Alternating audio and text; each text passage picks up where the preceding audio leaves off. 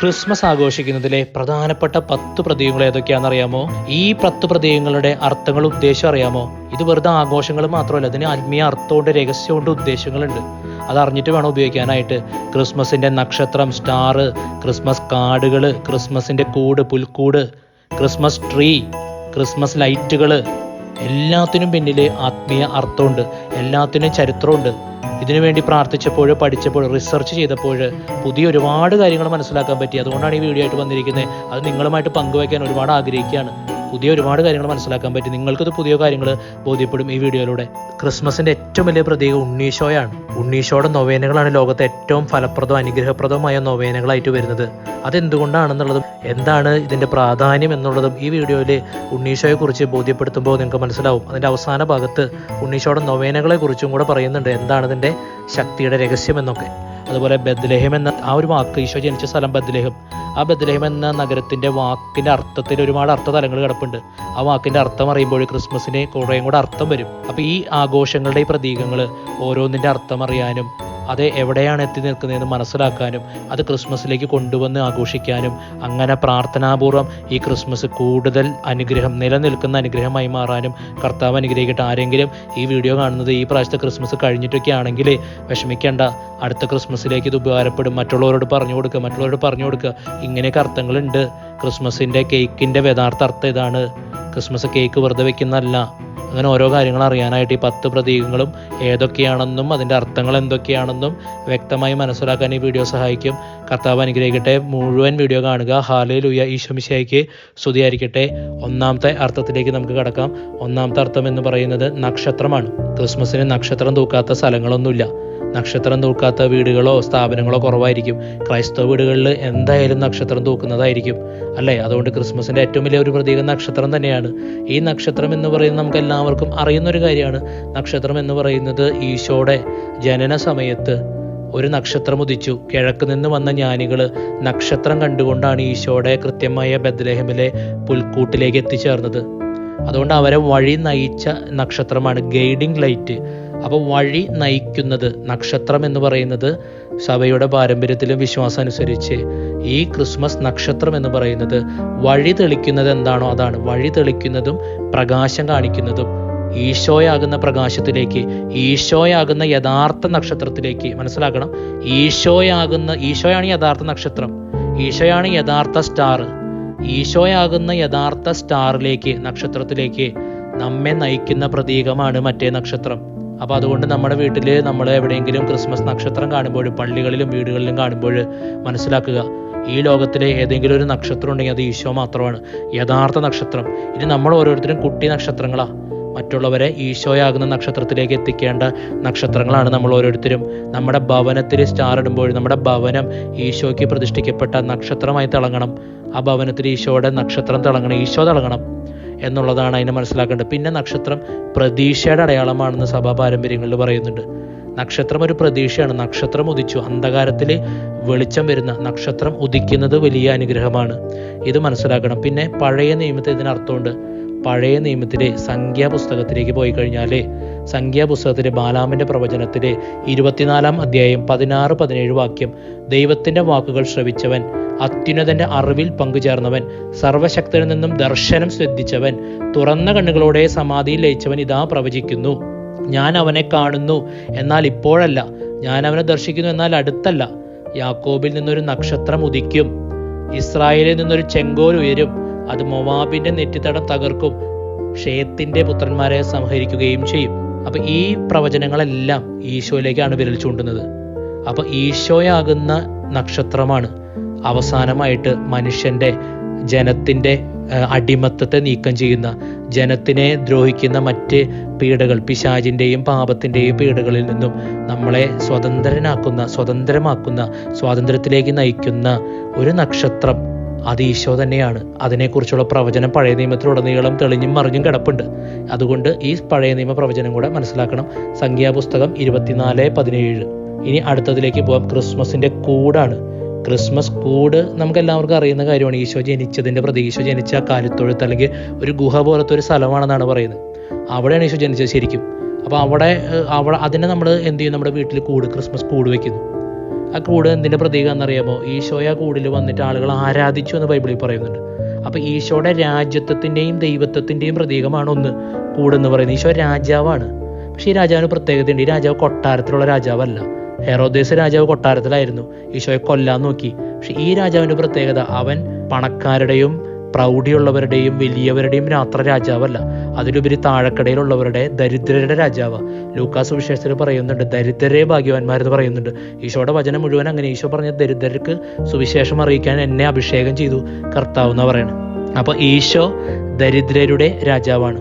അപ്പോൾ ഈശോ പുൽക്കൂടിൽ പിറന്നത് നമ്മൾ ആഘോഷിക്കുമ്പോൾ, നമ്മുടെ വീട്ടിൽ പുൽക്കൂട് വെക്കുമ്പോൾ നമ്മൾ മനസ്സിലാക്കണം, ആഡംബരത്തിൻ്റെ കർത്താവല്ല, ദാരിദ്ര്യത്തിൻ്റെ കർത്താവാ, എളിയവരുടെ കർത്താവ, എളിമയുടെ തലം. മാത്രമല്ല അവിടെയുള്ള വലിയൊരു പ്രതീകം നമ്മൾ അറിഞ്ഞിരിക്കേണ്ടതാണ്. എന്താണെന്നറിയോ? നോട്ട് ചെയ്ത് വെക്കണം. അവിടെ കാലികൾ, അവിടെ മറ്റു മൃഗങ്ങളൊക്കെ ഉണ്ടായിരുന്നു. ആട്, പശു, മറ്റെല്ലാ തരം മൃഗങ്ങളും ഉണ്ടായിരുന്നു പറയണേ. അത് തീർത്തും സത്യമാണ്. കാരണം എന്താ? ഈശോ ഇവരുടെയൊക്കെ സൃഷ്ടിച്ചവനാ. ഈ മനുഷ്യർക്ക് വേണ്ടി മാത്രമല്ല ഈശോ വന്നേ. വചനം പറയുന്നുണ്ട്, എല്ലാം അവനിലൂടെ ഉണ്ടായി. യോഹന്നാന്റെ സുവിശേഷം ആരംഭിക്കുന്നത് തന്നെ ഇങ്ങനെ, എല്ലാം അവനിലൂടെ ഉണ്ടായി, ഒന്നും അവനെ കൂടാതെ ഉണ്ടായിട്ടില്ല. എല്ലാം അവന് വേണ്ടിയാണ് ഉണ്ടായത്. കൊളോസോസ് ലേഖനത്തിലും പറയുന്നുണ്ട്. അപ്പോൾ ബൈബിളിൽ പുതിയ നിയമത്തിൽ പ്രത്യേകിച്ച് പറയാണ്, വചനമായ ഈശോയിലൂടെയാണ് എല്ലാം ഉണ്ടായത്. ഈശോയ്ക്ക് വേണ്ടിയാണ് എല്ലാം സൃഷ്ടിക്കപ്പെട്ടത്. ഈശോയിലാണ് എല്ലാം സൃഷ്ടിക്കപ്പെട്ടത്. അതായത് ഒരു പശു, ഒരു ആട്, ഒരു കോഴി, എന്ത് മൃഗങ്ങളായിക്കോട്ടെ, സസ്യലതാദികളും വൃക്ഷങ്ങളും മരങ്ങളും അല്ലെങ്കിൽ മൃഗങ്ങളും മനുഷ്യരും എല്ലാം സൃഷ്ടിക്കപ്പെട്ടത് ഈശോയിൽ തന്നെയാണ്, ഈശോയ്ക്ക് വേണ്ടിയാണ്. അപ്പോൾ അതുകൊണ്ട് തന്നെ ഈശോ മൃഗങ്ങളുടെ ഇടയിൽ, പ്രകൃതിയുടെ ഇടയിൽ ഏറ്റവും ദാരിദ്ര്യത്തിൽ എളിമയോടുകൂടെ വന്നു പിറന്ന ദൈവം തന്നെയാണ്, സൃഷ്ടാവാണ്, ലോകരക്ഷകനാണ്, ലോകത്തിൻ്റെ രാജാവാണ്. അതുകൊണ്ടാണ് അപ്പോൾ നമ്മൾ ക്രിബിലേക്ക്, നമ്മുടെ ഈ കൂടിലേക്ക് നമ്മൾ മറ്റ് ചിലർ ഈശോ ഉണ്ണീശോനെ മാത്രം വയ്ക്കും, ഉണ്ണീശോ മാതാവ് സേപിതാവിനെ മാത്രം, മാലാഖനെ മാത്രം വയ്ക്കും. അങ്ങനെയല്ല, സാധാരണക്കാരെ ആട്ടിടയന്മാരെ വെക്കണം. അവരാണ് ദരിദ്രരുടെ പ്രതീകം. അതുപോലെ അവിടെ മഞ്ഞുകൊണ്ട് ആട്ടിടയന്മാർ പാവപ്പെട്ടവരാ.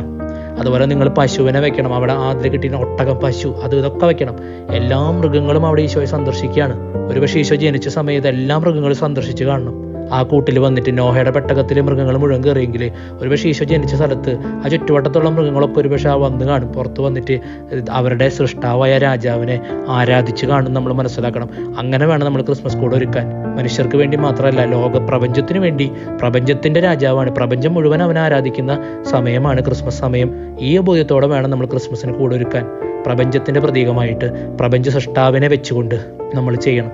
ഇനി മൂന്നാമത്തെ പ്രതീകമാണ് ക്രിസ്മസിൻ്റെ ട്രീ എന്ന് പറയുന്നത്. അതായത് ക്രിസ്മസിൻ്റെ മരം എന്ന് പറയുന്നത് വളരെ പ്രധാനപ്പെട്ട ഒരു കാര്യമാണ്. കാരണം പഴയ നിയമ കാലഘട്ടം മുതൽ ഇങ്ങനെ വന്ന് പുതിയ നിയമത്തിൽ പ്രത്യേകിച്ചും നമുക്കറിയാം മരങ്ങളെക്കുറിച്ച് പറയുന്നുണ്ട്. ഉൽപ്പത്തിയിൽ 2 മരങ്ങളുണ്ട്. ജീവൻ്റെ വൃക്ഷമുണ്ട്, നന്മതിന്മകളുടെ വൃക്ഷമുണ്ട്. നന്മതിന്മകളുടെ വൃക്ഷം, ആ വൃക്ഷത്തിൻ്റെ ഒരു പഴം കഴിക്കരുതെന്ന് പറഞ്ഞു. ആ പഴം കഴിച്ചിട്ടാണ് നമ്മുടെ ആദ്യ മാതാപിതാക്കൾ ആദവും പാപത്തിനടിമയായി. എന്നിട്ട് പിന്നെ കർത്താവ് ജീവൻ്റെ വൃക്ഷത്തെ ബ്ലോക്ക് ചെയ്തു. അവിടേക്ക് മനുഷ്യൻ വരാതിരിക്കട്ടെ വേണ്ടിയിട്ട് കെരൂബുകളെ കാവൽ നിർത്തി ബ്ലോക്ക് ചെയ്തു. എന്നാൽ നമുക്കറിയാം, ജീവന്റെ വൃക്ഷത്തിന്റെ ഫലമായി ഈശോ മിശിഹ സമയത്തിന്റെ പൂർത്തീകരണത്തിൽ മനുഷ്യനെ അവതരിച്ചു. അത് കഴിഞ്ഞിട്ട് അവൻ കുരിശിൽ മരിച്ചു. അതുകൊണ്ട് സഭാ പാരമ്പര്യത്തിൽ കുരിശിനെ ജീവന്റെ വൃക്ഷം എന്ന് പറയാറുണ്ട്. കുരിശ് എന്ന മരത്തിലാണ് ഈശോയെ തൂക്കിയത്. ആ മരത്തിലെ ഫലം, ആ ക്രൂശിതനായ ഈശോ, ഉത്തിതനായ ഈശോ, അവനാണ് ആ മരത്തിൽ നിന്ന് വന്ന ഫലം. മരത്തിൻ്റെ ഫലമാണ് അത്. ദൈവപിതാവ് മനുഷ്യന് തന്നു. അങ്ങനെ ഈശോയുടെ കുരിശുമരണ ഉത്ഥാനത്തിലൂടെ നമുക്ക് രക്ഷ, വീണ്ടെടുപ്പ് കിട്ടി. അപ്പോൾ പഴയ നിയമ കാലഘട്ടം കഴിഞ്ഞ് പുതിയ നിയമ കാലഘട്ടത്തിലെ 10, 11, 12 നൂറ്റാണ്ടായപ്പോഴേക്കും പല സ്ഥലങ്ങളിലും, പ്രത്യേകിച്ച് 15-ാം നൂറ്റാണ്ടായപ്പോഴേക്കും ഈ യൂറോപ്പിലെ പല സ്ഥലങ്ങളിലും മരം ഈ ആദത്തിൻ്റെ ഹൗവയുടെയും പ്രതീകമായിട്ടൊക്കെ ആഘോഷിക്കാൻ തുടങ്ങിയിരുന്നു. ആദത്തിൻ്റെ ഹൗവയുടെ തിരുനാൾ പോലെയുള്ള സമയത്തൊക്കെ ആഘോഷിക്കാറുണ്ട്. നന്മതിന്മകളുടെ വൃക്ഷമായിട്ട് വെച്ചിട്ട് അതിനകത്ത് ചുവപ്പ ആപ്പിളുകൾ തൂക്കിയിടും. ചുവപ്പ ആപ്പിൾ തൂക്കിയിട്ടിട്ടാണ് ആദോ ഹവയുടെയും ഇത് പ്രതീകം വെച്ചിരുന്നത്. പിന്നീട് 1-2 നൂറ്റാണ്ട് കഴിഞ്ഞ് 16-17 നൂറ്റാണ്ടായപ്പോഴേക്കും അതിന് മാറ്റം വന്നിട്ട് ആ മരത്തിന് പകരം ജീവന്റെ വൃക്ഷത്തെക്കുറിച്ച് വെക്കാൻ തുടങ്ങി. ജീവന്റെ വൃക്ഷമാണല്ലോ നമ്മുടെ പരിഹാരമായിട്ട് വന്നത്. ഈ ജീവന്റെ വൃക്ഷം ഈശോയുടെ ജനനത്തെ സൂചിപ്പിക്കുന്നു, ഈശോയുടെ കുരിശുമരണത്തെ, ഉത്ഥാനത്തെ സൂചിപ്പിക്കുന്നു. അങ്ങനെ 16, 17, 18 നൂറ്റാണ്ടായപ്പോഴേക്കും ക്രിസ്മസ് ട്രീകൾ യൂറോപ്പിലും മുഴുവൻ വീടുകളിലും വെക്കാനായിട്ട് തുടങ്ങി. ക്രിസ്മസ് ട്രീകൾ. പ്രത്യേകിച്ച് അതിൻ്റെ പ്രതീകങ്ങൾ എന്തൊക്കെയാണെന്ന് മനസ്സിലാക്കണം. ഒന്ന്, അത് ഉൽപ്പത്തിയിൽ നമ്മൾ കാണുന്ന പറുദീസയിലെ മരം. അപ്പം പറുദീസ അനുഭവം ഈശോയുള്ള വീടെടുത്ത് തന്നെ. അപ്പം പറുദീസയിലെ ആ മരത്തെ സൂചിപ്പിക്കുന്നു. ഒന്ന്. രണ്ടാമത്, ഈശോയെക്കുറിച്ചുള്ള പ്രവചനം പറയുന്നത് എന്താണെന്നറിയോ? ഈശോ ജനിച്ചത് എവിടെ നിന്നാണ് ജനിച്ചത്? ഈശോ ജനിച്ചത് ജസ്സയുടെ പേരിൽ നിന്നാണ് ജനിച്ചതെന്ന് ബൈബിൾ പറയുന്നുണ്ട്. ജസ്സയുടെ പേരിൽ നിന്ന് ജനിച്ചവനാണ് ഈശോ. ഏശയ്യാ പ്രവാചകന്റെ പുസ്തകം 11-ാം അധ്യായം 1-ാം വാക്യം പറയാണ്, ജസ്സയുടെ കുറ്റിയിൽ നിന്നൊരു മുള കിളിർത്തു വരും, അവൻ്റെ വേരിൽ നിന്നൊരു ശാഖ പൊട്ടിക്കിളിർക്കും. പിന്നെ 11:10 പറയുന്നുണ്ട് വചനം ഏശയ്യ, അന്ന് ജസ്സയുടെ വേര് ജനങ്ങൾക്കൊരു അടയാളമായി നിലകൊള്ളും, ജനതകൾ അവനെ അന്വേഷിക്കും, അവൻ്റെ ഭവനം മഹത്വപൂർണ്ണമായിരിക്കും. അപ്പോൾ ജസ്സയുടെ ഇതിൽ നിന്ന് വന്ന ദാവീദ് രാജാവിൽ നിന്നും വന്ന ദാവീദിൻ്റെ സന്താനം, ദാവീദിൻ്റെ പുത്ര ഈശോ, അതാണ് ഈശോ. അപ്പോൾ ജസ്സയുടെ വേര്, അപ്പോൾ ആ ഒരു വേരിനെ സൂചിപ്പിക്കും. ജസ്സയിൽ നിന്നും വന്ന മുള, കുറ്റിയിൽ നിന്നും വന്ന് കിളിർത്തു വന്ന വേരിൻ്റെ മുളയുടെ ആ മരമാണ് ഈശോ, അത് വളർന്നു വന്ന മരമാണ് ഈശോ. അപ്പോൾ ജസ്സയുടെ അത് സൂചിപ്പിക്കുന്നു. പിന്നീട് സൂചിപ്പിക്കുന്നതാണ് വളരെ ഇമ്പോർട്ടൻ്റ്. നമുക്കറിയാം കുരിശ്, ഞാൻ പറഞ്ഞു, കുരിശ് ജീവൻ്റെ വൃക്ഷത്തെ കാണിക്കുന്നു. നമ്മുടെ രക്ഷ കൊണ്ടുവന്ന മരമാണ്, രക്ഷ കൊണ്ടുവന്ന വൃക്ഷമാണ് കുരിശ്. അതുകൊണ്ട് അത് ജീവൻ്റെ വൃക്ഷമാണ്. ഇനി അത് കഴിഞ്ഞ് അവസാനം പറയുന്ന ഒരു കാര്യം എന്ന് പറഞ്ഞു കഴിഞ്ഞാൽ, ഈ ജീവൻ്റെ വൃക്ഷത്തിൽ ഈശോ മരിച്ചെങ്കിലും അത് കഴിഞ്ഞിട്ട് ഈശോ ഉത്ഥാനം ചെയ്തു. മരിച്ചു കഴിഞ്ഞിട്ട് പിന്നെ ഉത്ഥാനം ചെയ്തല്ലോ ഈശോ.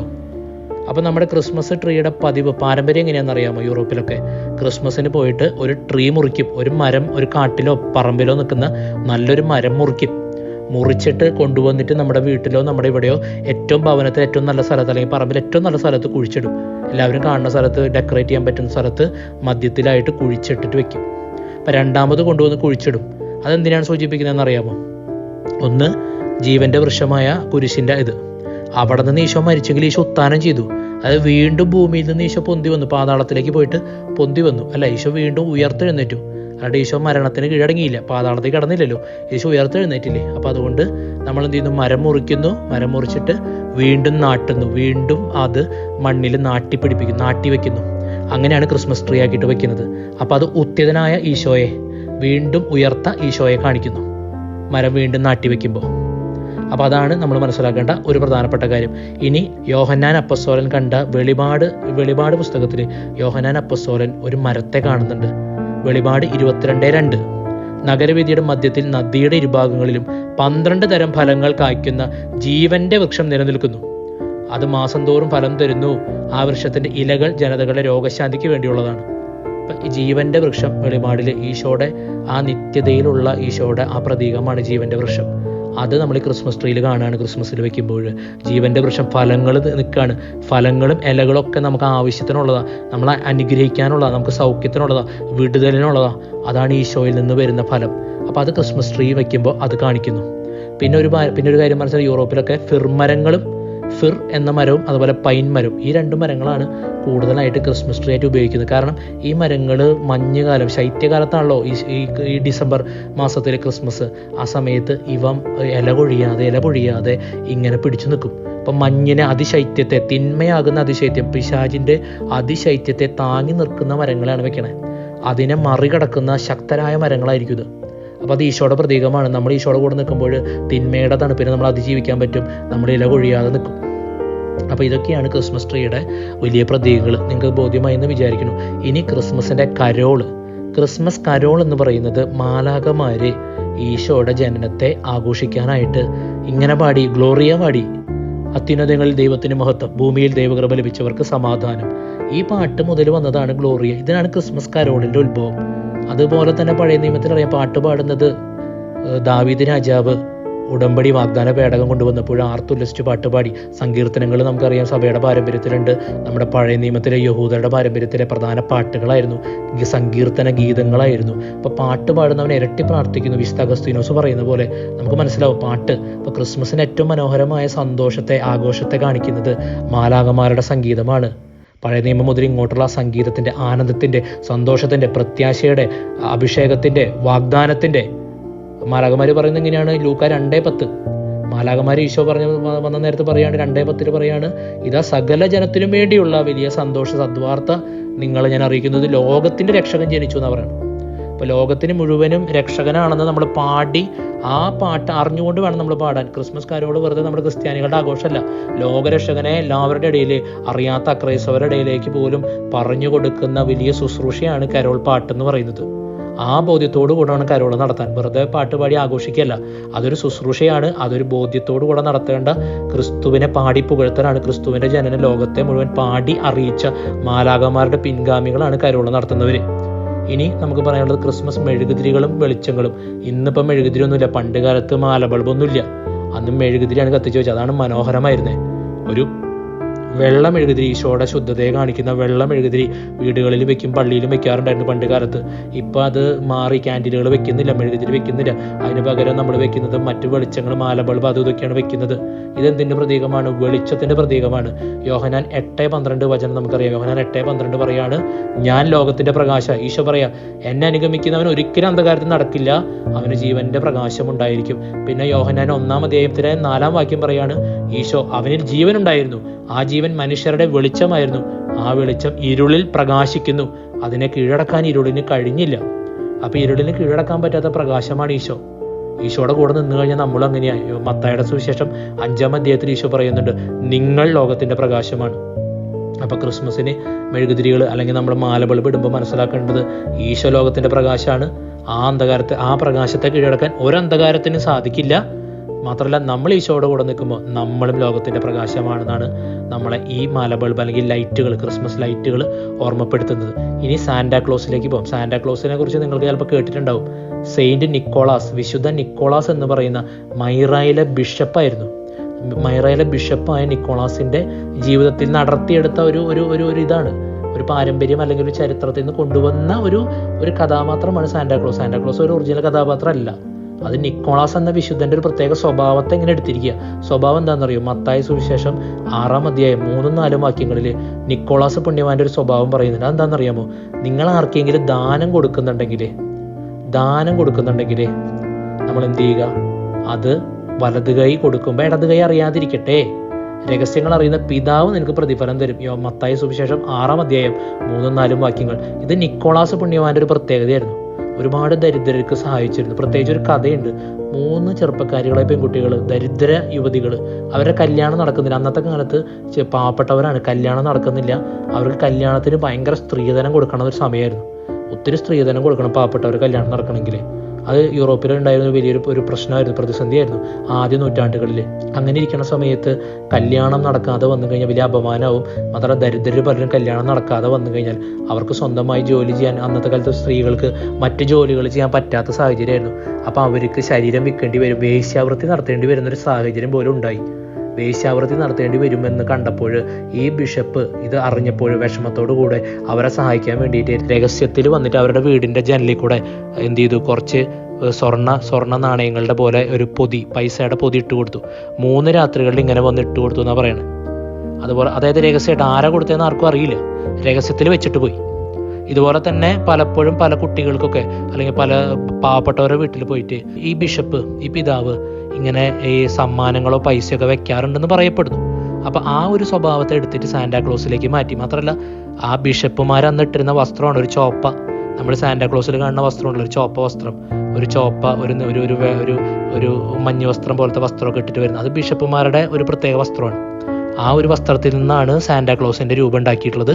അതുപോലെ സ്വഭാവം നിക്കോളാസിന്റെ സ്വഭാവം, നിക്കോളാസിന്റെ ഈ ഉദാരത, രഹസ്യമായി സഹായിക്കുന്ന ആ ഒരു സ്വഭാവം, ഇത് തന്നെയാണ് സാന്റാക്ലോസും. സാന്റാക്ലോസ് നേരിട്ട് കാണില്ല എന്നാ പറയാ, ഗിഫ്റ്റ് വെച്ചിട്ട് പോകുന്ന പറയാ, സമ്മാനം. ഇത് പണ്ടത്തെ നിക്കോളാസ് എന്ന വിശുദ്ധന്റെ സ്വഭാവത്തെ ഇവരെടുത്തിരിക്കുന്നത്, ബൈബിൾ അനുസരിച്ചുള്ള സ്വഭാവം. ഇനി അടുത്ത പ്രതീകമാണ് ക്രിസ്മസ് കാർഡുകൾ. അത് ഇംഗ്ലണ്ടിൽ ആരംഭിച്ച ഒരു പാരമ്പര്യമാണ്. ക്രിസ്മസിന് കാർഡ് കൊടുക്കുക. അർത്ഥം എത്ര ഉള്ളൂ? മറ്റുള്ളവരെ ക്രിസ്മസ് അറിയിക്കുക, ഈശോ ജനിച്ചു എന്ന് അറിയിക്കുക. ഈശോ ജനിച്ചു എന്ന് അറിയിക്കാൻ വേണ്ടിയിട്ടാണ് ക്രിസ്മസിന്റെ കാർഡ്. ഈശോയുടെ സന്തോഷവും ഈശോയുടെ പ്രതീക്ഷയും പ്രത്യാശയും പങ്കുവെക്കുക, അല്ലാതെ മാനുഷിക കാര്യങ്ങൾക്ക് വേണ്ടിയുള്ളതല്ല. ക്രിസ്മസ് കാർഡ് വ്യക്തമായ ആത്മീയാർത്ഥത്തോടു കൂടിയുള്ളതാണ്. നമുക്കറിയാം, ഈശോ ജനിച്ച സമയത്ത് മാലാഖമാരെ ഈ ആട്ടിടയന്മാരെ അറിയിച്ചു. ആട്ടിടയന്മാർ ചുറ്റുമുള്ള സ്ഥലത്തൊക്കെ പോയി ഈശോയെ കുറിച്ച് പറഞ്ഞു എന്ന് പറയുന്നുണ്ട്. അപ്പോൾ ആട്ടിടയന്മാരും മാലാഖന്മാരും ചെയ്ത കാര്യം എല്ലാവരോടും ഈശോയെ കുറിച്ച് പറയുക. ഇത് ക്രിസ്മസ് വരുമ്പോൾ ലോകരക്ഷകൻ ജനിച്ചിട്ടുണ്ടെന്ന് എല്ലാവരോടും പറയാനുള്ള ഒരു വഴിയാണ് ക്രിസ്മസ് കാർഡുകൾ. ഈ ബോധ്യത്തോടെ പ്രാർത്ഥിച്ച് വേണം ആരെയും കാർഡ് അയക്കാൻ. ഇപ്പം ആരും കാർഡൊന്നും അങ്ങനെ കാര്യമായിട്ട് അയക്കുന്നില്ല. പക്ഷേ ക്രിസ്മസിന് നിങ്ങൾ ഗ്രീറ്റ് ചെയ്യുന്നുണ്ടെങ്കിൽ, ഹാപ്പി ക്രിസ്മസ് എന്ന് പറയുമ്പോൾ പോലും ഇത് കാർഡ് പോലെ വിശ്വസിച്ചുകൊണ്ട് വിചാരിച്ചുകൊണ്ട് മറ്റുള്ളവർ ഈശോയുടെ ജനനം അറിയണം. അക്രൈസ്തവരും ക്രൈസ്തവരും ഈശോ എന്ന രക്ഷകന്റെ വെളിച്ചം, ജനനം, പ്രത്യാശ, സുവിശേഷ സന്ദേശം അറിയണം എന്ന ബോധ്യത്തോടുകൂടെ നമ്മൾ നടത്തുന്ന ഒരു സുവിശേഷ വേല തന്നെയാണ് ഈ ക്രിസ്മസ് കാർഡും ക്രിസ്മസ് ഗ്രീറ്റിംഗ്സ് ഒക്കെ. ഇനി അടുത്തത് ഗിഫ്റ്റുകൾ. ഗിഫ്റ്റ് കൊടുക്കുന്നത് വളരെ പ്രധാനപ്പെട്ട ക്രിസ്മസിന്റെ പ്രതീകമാണ്. ലോകമെമ്പാടും, പ്രത്യേകിച്ച് പാശ്ചാത്യ നാടുകളിൽ ക്രിസ്മസ് ഗിഫ്റ്റ് എന്ന് പറയുന്നത് മസ്റ്റാണ്. അപ്പൊ അത് എന്തുകൊണ്ടാണ് ഗിഫ്റ്റിൻ്റെ അത് വന്നത്? സങ്കീർത്തനം 127 പറയുന്നുണ്ട്, കർത്താവിന്റെ ദാനമാണ് മക്കൾ, ഉദരഫലം ഒരു സമ്മാനം. അങ്ങനെയാണെങ്കിൽ കർത്താവിൻ്റെ ഏറ്റവും വലിയ ദാനം എന്താണെന്നറിയോ? തൻ്റെ മകനാ. നമുക്ക് മക്കളെ കർത്താവ് തരുമ്പോൾ ഏറ്റവും വലിയ സമ്മാനമാണെന്നാണ് പറയണത്. പക്ഷെ അതിനേക്കാൾ വലിയൊരു സമ്മാനമുണ്ട് ബൈബിളിൽ പറയുന്നത്. റോമ 8:31 തൻ്റെ സ്വപുത്രനെ പോലും നമുക്ക് തന്നു എന്നാണ് പറയുന്നത്. അപ്പോൾ പിതാവായ ദൈവം തൻ്റെ ഏകജാതനെ, സ്വന്തം പുത്രനെ നമുക്ക് നൽകി. പിതാവായ ദൈവം നമുക്ക് നൽകിയ ഏറ്റവും വലിയ ഗിഫ്റ്റാണ് ഈശോ. ദൈവത്തിൻ്റെ ദാനമാണ്, ഗിഫ്റ്റാണ്. ആ ഗിഫ്റ്റിൻ്റെ പ്രതീകമാണ് നമ്മൾ മറ്റുള്ളവർക്ക് ഗിഫ്റ്റ് കൊടുക്കുമ്പോൾ ഈശോ എന്ന യഥാർത്ഥ ഗിഫ്റ്റിനെ സ്വീകരിക്കാം. ഒരു ബ്രദർ എന്നോട് പങ്കുവെച്ച ഒരു കാര്യം ഞാൻ ഓർക്കുകയാണ്. അവിടെ പണ്ട് കാലത്ത് സ്കൂളിൽ ഇങ്ങനെ സമ്മാന മത്സരം നടത്തിയ സമയത്ത് എല്ലാവർക്കും ഗിഫ്റ്റ് കൊടുക്കും. നമ്മുടെയൊക്കെ സ്കൂളുകളിലും നമ്മുടെയൊക്കെ കോളേജുകളിലൊക്കെ ഉണ്ട്. ഞാനൊക്കെ കോളേജിൽ പഠിക്കുമ്പോഴൊക്കെ ഉണ്ടായിരുന്നു. അപ്പോൾ ആ സമയത്ത് നിങ്ങൾക്ക് ഏത് ഗിഫ്റ്റാണ് വേണ്ടതെന്നൊക്കെ ചിലപ്പോൾ ടീച്ചർ ചോദിക്കും. അപ്പോൾ നമ്മൾ അത് വേണം, ഇത് വേണം, മറ്റേത് വേണം എന്നൊക്കെ പറയും. കുറേ കാര്യങ്ങൾ വേണമെന്നൊക്കെ പറയില്ലേ, അത് വേണം, ഇത് വേണം എന്നൊക്കെ പറയും. അപ്പോൾ ഒരു ഹിന്ദു ആയിട്ടുള്ളൊരു കുട്ടി മാത്രം പറഞ്ഞു, എനിക്ക് ഉണ്ണീശോനെ വേണം, ഈശോയെ വേണമെന്ന് പറഞ്ഞു. ബാക്കിയുള്ള എല്ലാവരും പറഞ്ഞ ബാറ്റ് വേണം, ക്രിക്കറ്റ് ബാറ്റ് വേണം, ഷട്ടിൽ ബാറ്റ് വേണം, കളിക്കാനുള്ള ബോൾ വേണം, പന്ത് വേണം എന്നൊക്കെ പറഞ്ഞു. ഒരു കുട്ടി മാത്രം പറഞ്ഞു എനിക്ക് ഈശോയെ വേണം. സത്യമാണ്, നമ്മൾ യഥാർത്ഥ ഗിഫ്റ്റ് വേണം നമ്മൾ ആഗ്രഹിക്കണം. ഉണ്ണീശോ ആ ഗിഫ്റ്റ് വേണം ക്രിസ്മസിൽ ആഘോഷിക്കാൻ. ആ ഗിഫ്റ്റിന് വേണ്ടി നമുക്ക് പ്രാർത്ഥിക്കാം, കാത്തിരിക്കാം, ഒരുങ്ങാം. ആ ഗിഫ്റ്റ് നമ്മുടെ കുട്ടികളോട് പറയണം, എനിക്ക് ഉണ്ണീശോയാണ് ഗിഫ്റ്റായിട്ട് വേണ്ടത്, അല്ലെങ്കിൽ ഉണ്ണീശോയ്ക്ക് ഇഷ്ടപ്പെട്ട കാര്യം മതി. അപ്പോൾ ഈശോയാണ് ഏറ്റവും വലിയ ഗിഫ്റ്റ്. പിന്നെ നമുക്കറിയാം ഗിഫ്റ്റ് കൊടുക്കുന്നതിൻ്റെ പ്രധാന പ്രതീകം എന്ന് പറയുന്നത് ബെത്ലഹേമിൽ വന്ന ആ 3 രാജാക്കന്മാർ, ജ്ഞാനികൾ, അവരെന്ത് കൊടുത്തു? ഈ കർത്താവിന് ഗിഫ്റ്റ് കൊടുത്തു. ബൈബിൾ നോക്കിക്കഴിഞ്ഞാൽ നമുക്ക് വായിക്കാൻ പറ്റും അല്ലേ? കർത്താവിൻ്റെ മുമ്പിൽ അവർ ഗിഫ്റ്റുമായിട്ടല്ലേ വന്നേ. മത്തായിയുടെ സുവിശേഷം 2-ാം അധ്യായം എടുത്തു കഴിഞ്ഞ് കഴിഞ്ഞാൽ 2-ാം അധ്യായം 11-ാം വാക്യം, നിക്ഷേപ പാത്രങ്ങൾ തുറന്ന് പൊന്നും കുന്തിരിക്കവും മീറയും അവർ കർത്താവിന് കാഴ്ചയർപ്പിച്ചു, അല്ലെങ്കിൽ ആ ഉണ്ണിക്ക് കാഴ്ചയർപ്പിച്ചു. ഉണ്ണിയെ ആരാധിച്ചു എന്ന് പറയുന്നുണ്ട്. അമ്മയായ മറിയത്തോടു കൂടെ കണ്ട് ഈശോയെ അവനെ കുമ്പിട്ട് ആരാധിച്ചു. നിക്ഷേപ പാത്രങ്ങൾ തുറന്ന് അവന് ഗിഫ്റ്റ് കാഴ്ചയർപ്പിച്ചു. മത്തായി 2-ാം അധ്യായത്തിലെ 11-ാം വാക്യം. അപ്പോൾ ആ ഗിഫ്റ്റ് ഈശോയ്ക്ക് ആദ്യമായി ഗിഫ്റ്റ് കൊടുത്തു. അപ്പോൾ ക്രിസ്മസിന് നമ്മൾ പരസ്പരം ഗിഫ്റ്റ് കൊടുത്താൽ മാത്രം പോരാ. ഒന്ന്, ഉണ്ണീശോ എന്ന ഗിഫ്റ്റ് നമ്മൾ സ്വീകരിക്കണം. 2, ഈ ഉണ്ണീശോയെ മറ്റുള്ളവർ ഗിഫ്റ്റായിട്ട് കൊടുക്കണം. മാത്രമല്ല ഉണ്ണീശോയ്ക്ക് നമ്മൾ ഗിഫ്റ്റ് കൊടുക്കണം. ഈശോയ്ക്ക് നമ്മൾ ഗിഫ്റ്റ് കൊടുക്കണം. എന്താണ്? നമ്മളുടെ നന്മ, നമ്മുടെ തിരുത്തൽ, നല്ല തീരുമാനങ്ങൾ, അനുതാപം, മാനസാന്തരം, അതുപോലെ മറ്റുള്ളവരുടെ മുമ്പിൽ നമ്മൾ എളിമപ്പെടൽ, ഇങ്ങനെ പല രീതിയിൽ ഈശോയെ സന്തോഷിപ്പിക്കുന്ന ഗിഫ്റ്റുകൾ നമുക്ക് കൊടുക്കാം. മാത്രമല്ല സഭയുടെ പാരമ്പര്യത്തിൽ പറയുന്നുണ്ട്, ഈ സമയത്ത് പരിശുദ്ധാത്മാവിൻ്റെ ദാനങ്ങൾ ദൈവം നമുക്ക് തരുന്നുണ്ട്. പരിശുദ്ധാത്മാവിൻ്റെ ദാനങ്ങൾ കൂടുതലായിട്ട് നമ്മൾ ആഗ്രഹിക്കണം. നമുക്ക് തരുന്ന ഗിഫ്റ്റ് ഓഫ് ഹോളി സ്പിരിറ്റ്, പരിശുദ്ധാത്മാവിൻ്റെ ഗിഫ്റ്റുകൾ, സമ്മാനങ്ങളുണ്ട്. ജ്ഞാനം, ബുദ്ധി, അറിവ്, ആലോചന, ആത്മശക്തി, ദൈവഭക്തി, ദൈവഭയം, ഈ 7 ദൈവിക ദാനങ്ങൾ ഈ ക്രിസ്മസ് സമയത്ത് ഉണ്ണീശോയോട് നമുക്ക് ഗിഫ്റ്റ് തരാൻ വേണ്ടിയും പ്രാർത്ഥിക്കാവുന്നത് സഭയുടെ പാരമ്പര്യത്തിലോട് ചേർന്ന ഒരു രീതിയാണ്. അപ്പോൾ ഈ സമ്മാനങ്ങളുടെ ഈ ആത്മീയ തലം കൂടെ മനസ്സിലാക്കണം. ഇനി അടുത്തത് വളരെ പ്രധാനപ്പെട്ട ഒരു കാര്യം, കേക്ക്. ക്രിസ്മസിലെ കേക്ക് ചുമ്മാ കേക്ക് വിതരണം ചെയ്യുന്ന സന്തോഷിക്കാൻ വേണ്ടിയിട്ടല്ല. പഴയ നിയമം മുതൽ അർത്ഥമുണ്ട്. പഴയ നിയമത്തിലെ യഹൂദ ജനത കർത്താവിന് കേക്കുകൾ കൊടുത്തിരുന്നു. ലേവ്യരുടെ പുസ്തകം 2:4 അത് മന്നയുമായി ബന്ധപ്പെട്ടതാണ്. നമുക്കറിയാം ഈശോയുടെ ഏറ്റവും വലിയ പ്രതീകമാണ് മന്ന. അതുമായും ബന്ധമുണ്ട്. ഞാനത് പറഞ്ഞുതരാം. നമുക്കറിയാം കർത്താവിന് ബലി അർപ്പിച്ചിരുന്നു, ധാന്യബലി അർപ്പിക്കാൻ പറഞ്ഞു. അപ്പോൾ ലേവ്യരുടെ പുസ്തകം 2-ാം അധ്യായത്തിലെ 2-ാം അധ്യായം 4-ാം വാക്യത്തിലെ ധാന്യബലിക്കുള്ള കാഴ്ച വസ്തു അടുപ്പിൽ ചുട്ടെടുത്തതാണെങ്കിൽ അത് നേരിയ മാവിൽ എണ്ണ ചേർത്തുണ്ടാക്കിയ പുളിപ്പില്ലാത്ത അപ്പമോ എണ്ണ പുരട്ടിയ പുളിപ്പില്ലാത്ത അടയോ ആയിരിക്കണം. അതാണ് കേക്ക്. എണ്ണ പുരട്ടിയ പുളിപ്പില്ലാത്ത അട അല്ലെങ്കിൽ അപ്പം, അത് കേക്ക്. അത് തന്നെയാണ് നമ്മളിന്നുണ്ടാക്കിയ കേക്കിൻ്റെ രൂപമാണ് ആദ്യത്തെ. അത് അവർ ബലിയായി ദൈവത്തിന് എണ്ണ പുരട്ടിയ കേക്ക് കൊടുത്തിരുന്നു. അത് പഴയ നിയമത്തിൽ അങ്ങനെയുള്ള കർത്താവിന് ബലി അർപ്പിച്ചതാണ്. ധാന്യബലി എന്ന് പറയും. അപ്പം കൊടുത്ത് കേക്ക് കൊടുത്ത് ബലി അർപ്പിച്ചിരുന്നു.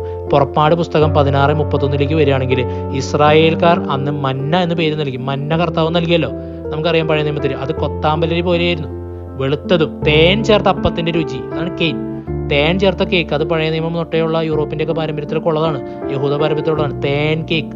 അപ്പൊ തേൻ ചേർത്ത കേക്കിന്റെ രുചിയുള്ള മന്നയാണ് കർത്താവിന്റെ പ്രതീകമായിട്ട് കർത്താവ് ഇവർക്ക് ഭക്ഷിക്കാനായിട്ട് കൊടുത്തത്, സ്വർഗത്തിന് ദാനമായിട്ട് കൊടുത്തത്.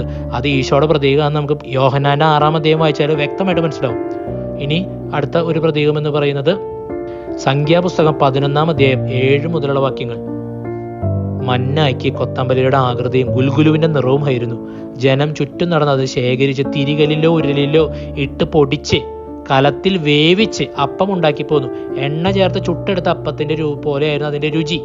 അപ്പോൾ വീണ്ടും കേക്ക് പോലെ എണ്ണ ചേർത്ത് ചുട്ടെടുക്കുന്ന അപ്പം എന്ന് പറയുന്നത് ഒരു കേക്ക് പോലെ ഇരിക്കും. അത് മന്ന കുഴച്ചുണ്ടാക്കി. അതിനെന്തായിരുന്നു മന്നയുടെ സ്വാദ്? നമ്മൾ പറയും തേൻ പോലെ മതിരിക്കുന്ന മന്ന. അപ്പം തേൻ കേക്ക്, തേനപ്പം ഉണ്ടാക്കിയിരുന്നു, കേക്ക് ഉണ്ടാക്കിയിരുന്നു. ഇത് കർത്താവിന് അർപ്പിച്ചിരുന്നു, ഇത് പരസ്പരം ഭക്ഷിച്ചിരുന്നു. ഇത് ദൈവത്തിൻ്റെ ദാനമായിരുന്നു, സമ്മാനമായിരുന്നു. പുറപ്പാട്, അതായത് ജനങ്ങളെ ഈജിപ്തിൻ്റെ അടിമത്തത്തിൽ നിന്ന് മോചിപ്പിച്ചതിൻ്റെ പ്രതീകമാണ്.